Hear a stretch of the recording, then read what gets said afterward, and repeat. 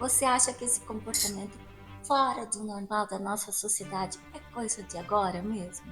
Que tantos adultos quanto as crianças estão sofrendo influência do entorno e tendo crises de ansiedade, depressão, burnout, ataque psicótico e até da perda da identificação de gênero e coisas do tipo, porque hoje, e somente hoje, estamos mergulhados no mundo virtual e por isso estamos involucionando, ou seja, retrocedendo como espécie? Honestamente, qual a tua opinião sobre isso? Deixa aqui nos comentários e vem comigo. Eu vou contextualizar para você historicamente o surgimento da psicanálise. O link você faz aí, mas já pega o chazinho e se acomode confortavelmente bem, porque é bastante informação.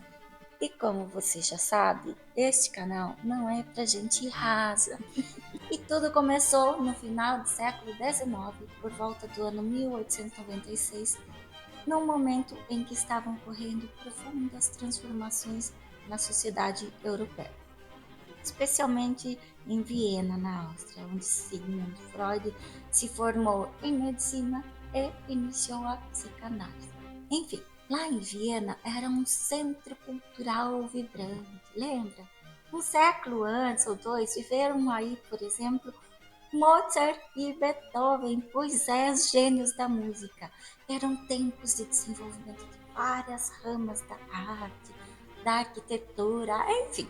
Mas também em Viena eram tempos marcados por fortes tensões sociais, morais, políticas. E a cidade natal de Freud está a aproximadamente 250 quilômetros daí e originalmente se chamava Heiberg, na Morávia.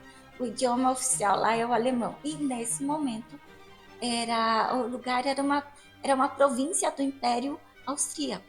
Hoje se chama Pribor e pela reconfiguração geopolítica hoje pertence à República Tcheca.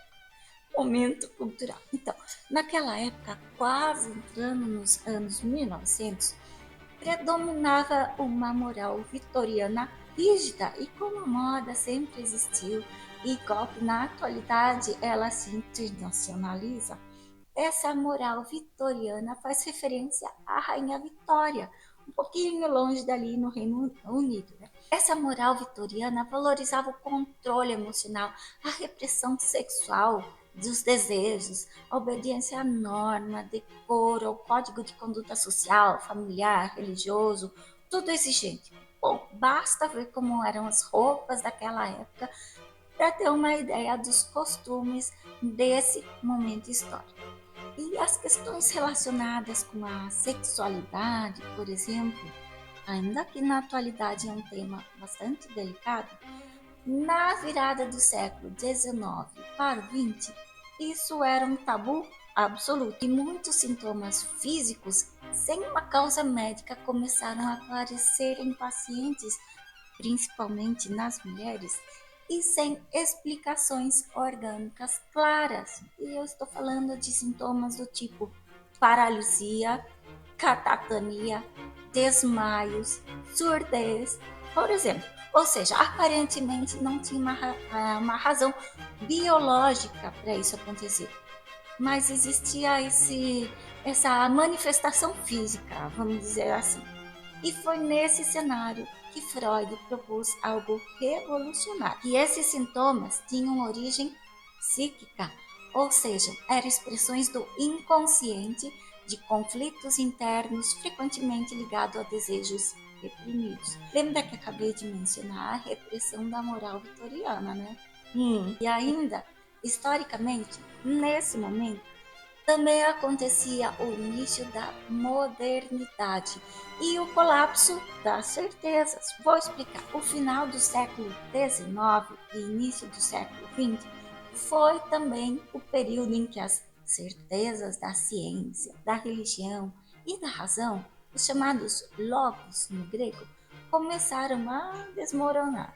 Aquelas descobertas de Darwin, Marx, Nietzsche, já haviam abalado a visão tradicional do mundo e a psicanálise surge como parte desse movimento trazendo à tona uma verdade desconcertante, que é a seguinte: não somos senhores da nossa própria casa, como possivelmente teria dito Freud. Ou seja, que grande parte da nossa vida mental escapa da nossa consciência.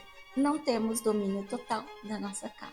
Uns pouquinhos anos depois do surgimento da psicanálise, o mundo enfrentou duas guerras mundiais: genocídios, deslocamento em massa forçado e colapso de grandes impérios. Durante a Primeira Guerra Mundial, que aconteceu entre 1914 e 1918, faz 100 anos atrás, Freud vivia em Viena e nesse tempo ele evidenciou como a civilização, que era tão orgulhosa do seu progresso, podia rapidamente regredir à barbárie.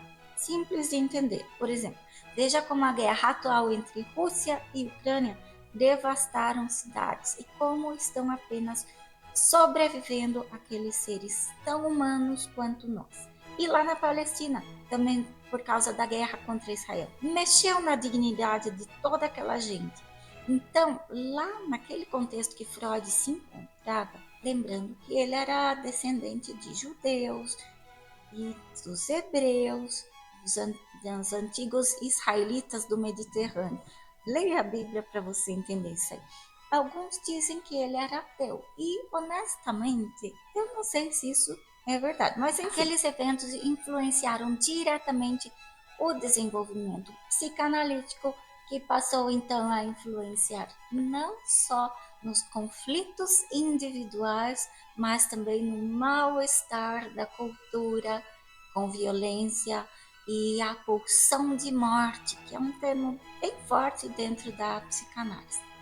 E também na fragilidade das construções sociais diante do inconsciente. É o famoso mal-estar na civilização, nome de um dos livros de Freud, e foi publicado esse livro em 1930.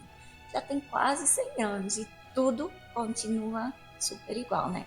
O tema central aí nesse livro é justamente o duelo entre o impulso natural do id, que é o nosso cérebro primitivo, e a repressão do Uber-Ich, ou seja, o superego, através do controle e das restrições da sociedade ou da cultura também. E as filhas dessa união são a culpa e as cicatrizes emocionais, que são refletidas no nosso dia a dia pelo agir de quem? De quem? Do nosso inconsciente. Entendeu como esse modus operandi de como o inconsciente não tratado afeta completamente no nosso comportamento e na bioquímica do nosso corpo?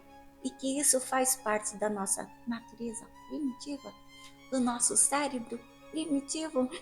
Evoluímos como espécie, nós precisamos aprender a usar e a treinar o nosso cérebro para ele operar a nosso favor. Entendeu?